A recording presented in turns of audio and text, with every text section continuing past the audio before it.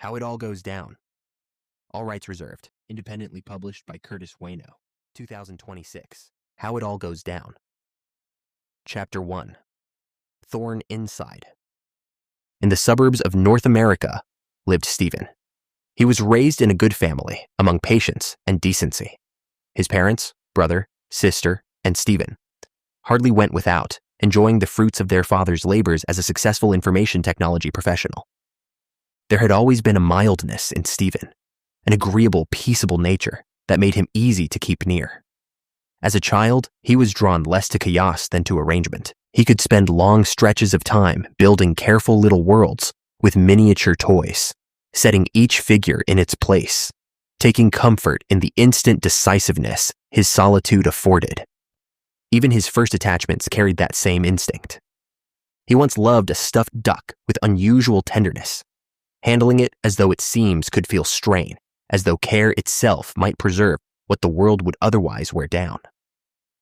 From the beginning, his affections attached most naturally to what could be protected. He moved through school without much outward trouble. He learned early how to be polite and diplomatic. The golden rule came easily to him, not as a slogan, but as a reflex. He knew how to avoid conflict, how to stay pleasant, how to make himself acceptable to others. Yet even then, there was a distance in him. His friendliness was real, but it often felt more like good conduct than genuine hunger for connection. Other people did not deeply animate him. They were there, and he could deal with them well enough, but they rarely stirred him into true participation. That same split carried into adulthood. Stephen could work hard, especially when something was new. Novelty woke him. It made him attentive, diligent, and briefly impressive. If he agreed to do something, he usually meant to do it well. His effort born from interest or obligation never fused into lasting discipline. Once repetition set in, and the structure became ordinary, his energy thinned. The practical machinery of adult life, schedules, bills, follow-through, forms, calls, daily maintenance, felt to him not merely tiring, but degrading. He did not want the slow escalator to the destination. He wanted the total solution, the revelation that would lift him cleanly over the dull mechanics of becoming a stable man. In some respects, he was disciplined. His body was lean and muscular, though maintained with irregularity. He ate a mostly plant-based diet as a private ethic of restraint and cleanliness. He was careful with money, almost severe with it, practicing a frugality that could look admirable from the outside. But his discipline was selective. He could govern appetite in one area while letting whole sections of life remain untouched and underdeveloped. He could be exacting where control was easy, and evasive where growth demanded repetition and discomfort. His face reflected something of that inward life.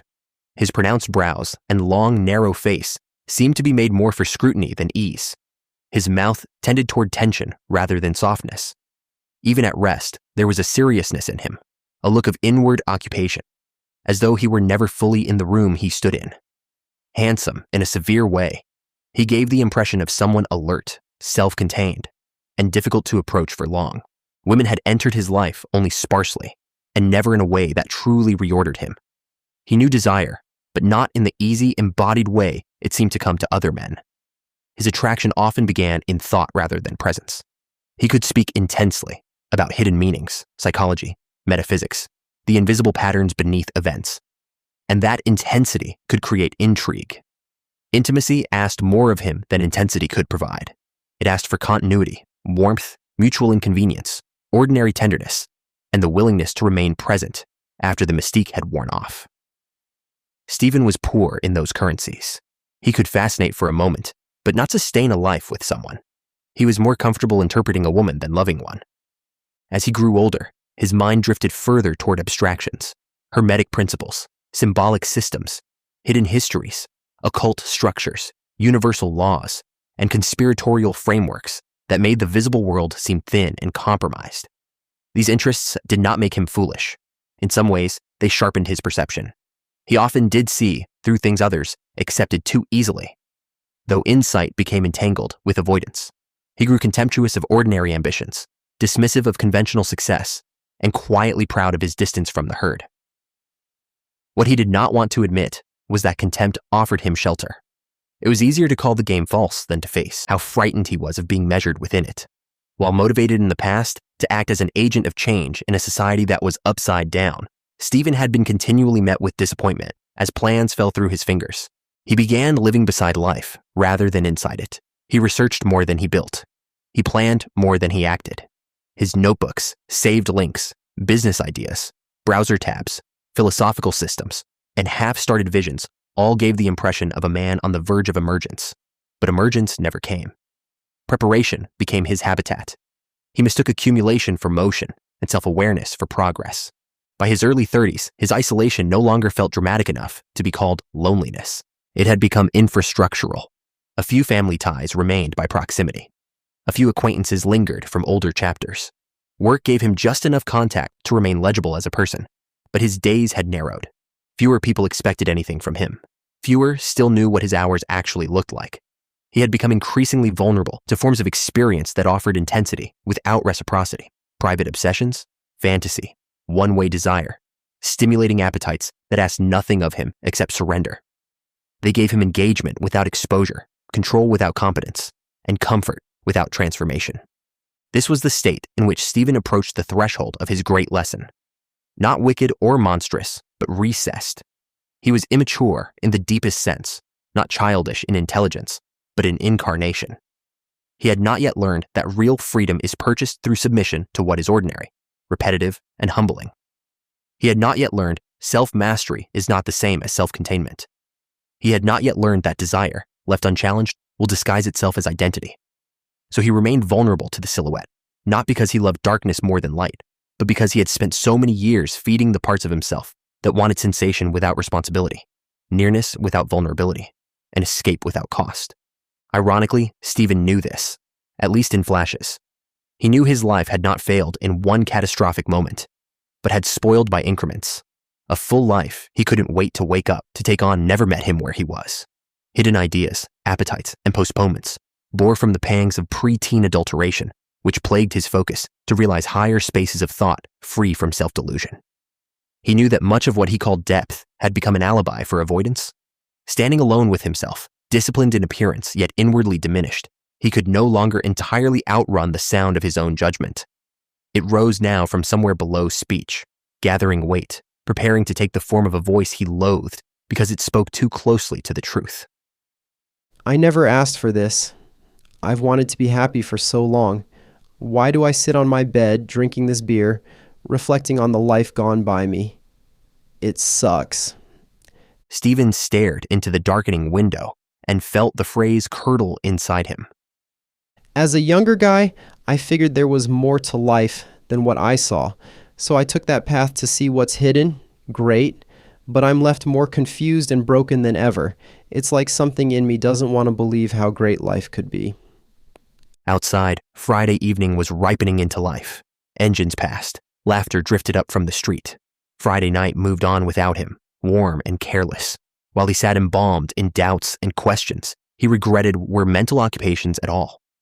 Groups drifted toward the shopping center in animated clusters, pulled by novel appetite, by that invisible current of belonging that always seemed to pass around him instead of through him. He watched them through the glass, as though observing another species. I just think, why can't I see through this fog, know what to do, who to call, where to walk, and what to do with my hands when I get there? Why don't I get it? He leaned back in the chair and rubbed a hand over his mouth. I never meant to be dependent at this age, to have mediocrity my greatest achievement. Let where I am and all that I have be a snapshot of my life's summation. What the fuck? He reluctantly said, as anger coursed through his body, then dissolved into a fleeting sadness while in this unstable state. He gave a thin, bitter smile. Years spent studying universal law and occult correspondences. He handled them all the way a beggar might handle jewels, by lacking means to draw value from their shine. He could speak of unseen law as if he stood just outside the veil. He could explain why people repeated patterns, why souls became trapped, why men failed to transmute themselves, how someone's car or pet were their external expressions. Yet he remained a man with language grander than his current character. I know just enough truth to feel condemned by it, he said softly. That was the worst of it. Ignorance might have been mercy, but Stephen was not ignorant. He was merely divided in will and direction. He had enough understanding to recognize the machinery of his own bondage. and not enough discipline to stop feeding it. He called it study. He called it reflection. He called it shadow work, karmic residue, energetic misalignment. The last stretch of sunlight bled across the window glass. Below, the world moved with a warmth that felt almost obscene. Young people called to each other from parking lots. Car doors slammed. Music throbbed from somewhere nearby with that careless, carnal optimism that only the living could generate without effort. Stephen sighed and looked away. Why have I wallowed since getting home from work? He asked the wall. I'm already feeling better. As he sipped his Indian pale ale. He stood up from the bed, causing a pillow to fall to the floor in front of the window. Even as he said it, he knew this mechanized optimism for what it was. The lie that rises first when the darkness loosens its grip just enough to make a man think he's escaped. He'd mistaken intermission for deliverance too many times to count. His legs had him pace his space and peer out his blinds at the vastness of the stars, then turned and reached for his controller to play his favorite video game at his computer monitor, seeking the usual narcotic of divided attention. Something to occupy the hands, while the lower mind reorganized itself in the dark, because the mind was already made up. For all his study, there was one chamber of himself he had never truly conquered. He had starved it, perhaps, avoided it, interrupted its cycles, buried it under efforts, routines, resolutions, but he had never slain it. It lived deeper than habit. It was older than decision. It was a primal appetite in a modern disguise, the urge not merely for sensation, but for inward kneeling before something false and luminous. It returned in the weakest hours, with a voice so intimate it hardly sounded separate from his own. Months could pass. He could think himself free. Then an evening like this, a deserved break from the loneliness and fatigue was all it took. A full shift helps, he said quietly, trying again to place his condition inside some framework of management. Work helps keep me from losing it. His gaze drifted to the little collection of substances he had enlisted in service of stability, as though chemistry might accomplish what will had not. Took the caffeine too late today, he muttered. That's all right. The benzos, gabapens, xannies, and kratom will smooth me out. He swallowed and added in relief. I'm off tomorrow. No problem. He said it with the calm of a man speaking procedure over decline. Stephen prided himself by how much he could talk aloud to himself. To entertain his own thoughts outside his mind was a private, noteworthy feat. Then he began moving through the room with mustered purpose to distract his mind with a task to sop up remnants of accomplishment by gathering clothes and shifting clutter to make piles for later sorting. While carrying a basket with both hands, his foot became caught on a garment, causing him to stumble into the closet. This accident made the stacked 60-pound lead-acid battery fall from its place, shaking the carpeted floor. His mother called from downstairs to inquire about the sound. I'm fine. It was the bat. But decided to save his breath when he realized how groggy he sounded. His mother resumed her TV watching down the hall on the other end of the house. His father was occupied in his den editing through code. The ordinary machinery of the household went on, blind to the ruin occurring upstairs. His game on his desktop distracted him for a while until it didn't. He died a few times in quick succession, cursing aloud. His hands twitched on the controls. A heat of irritation moved through him. But it wasn't really the game. It was the room, the exposure of it, the stillness, the sense that he was being observed by something with no eyes. He exited the game and stood abruptly. The blinds first. He shut them, sealing off the final suggestion of sunset, the final visual proof that life existed elsewhere. Then he went to the door and listened. Nothing. Still he waited. Stillness answered him with its flat and humiliating certainty. He looked around to drag some weights, batteries, books, clothes, and junk in front of the door. A needless barricade, a ritual more than a precaution, but secrecy always loved ritual. It required staging, preparation, the creation of an inward private chapel. Finding satisfaction in his effort for concealment, he simply stood there for a moment, not moving, as if one part of him were giving the other a final chance to refuse. Then he reached for something kept out of sight.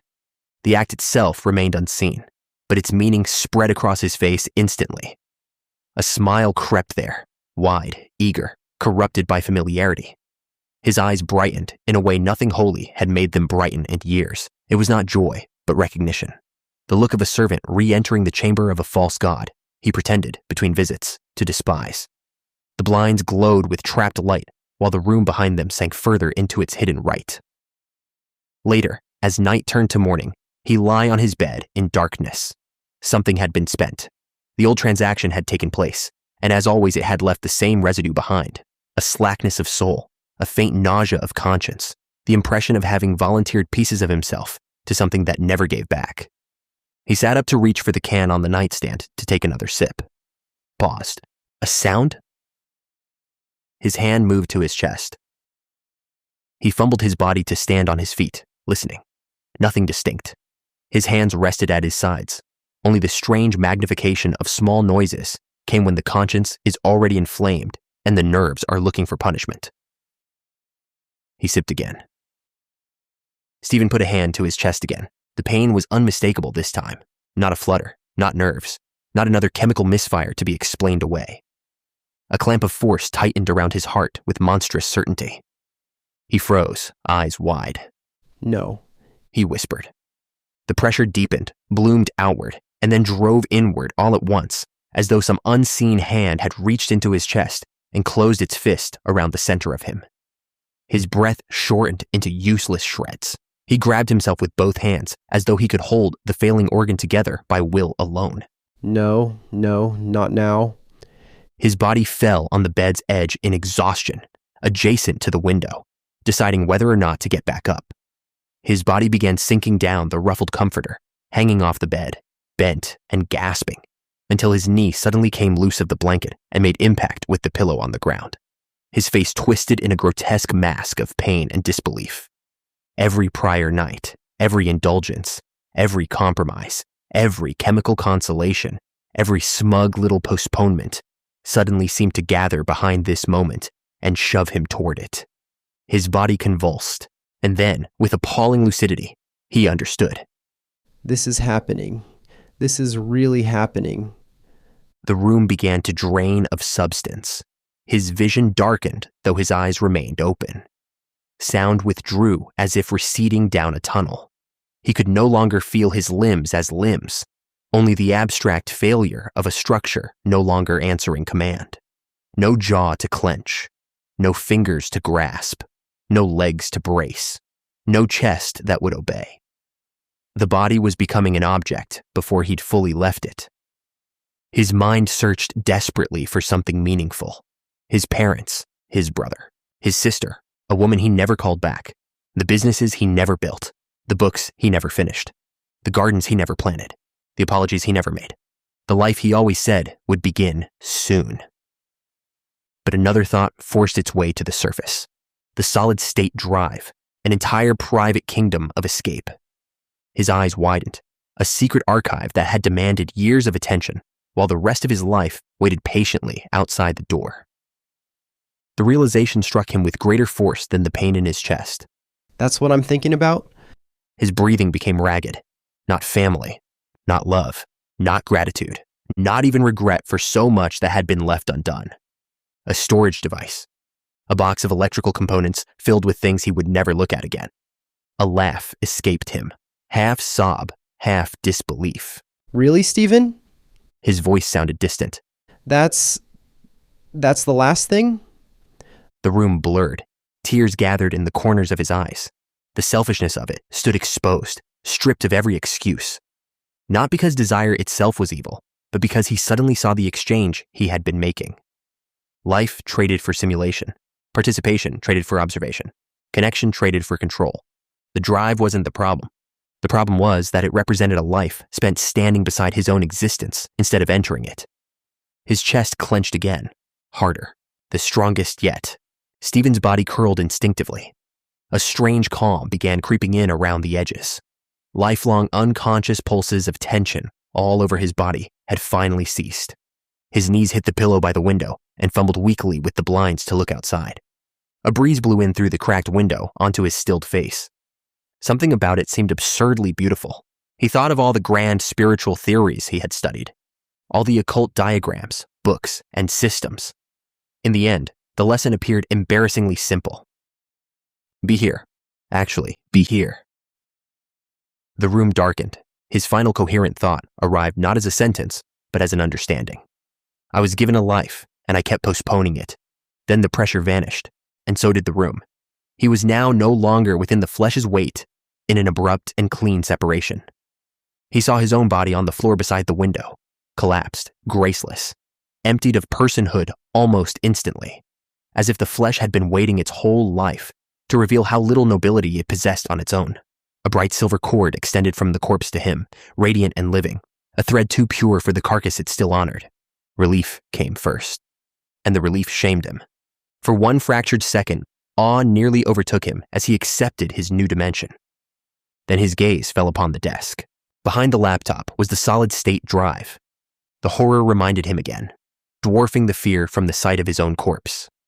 Even now, newly disembodied, his first terror was not death. The device stood not only as proof of what he'd done, but what he'd returned to, again and again. The family might find it. They might see not merely his vice, but the magnitude of his allegiance, or what he had fed in darkness while professing language of one on a journey destined for spiritual ascent.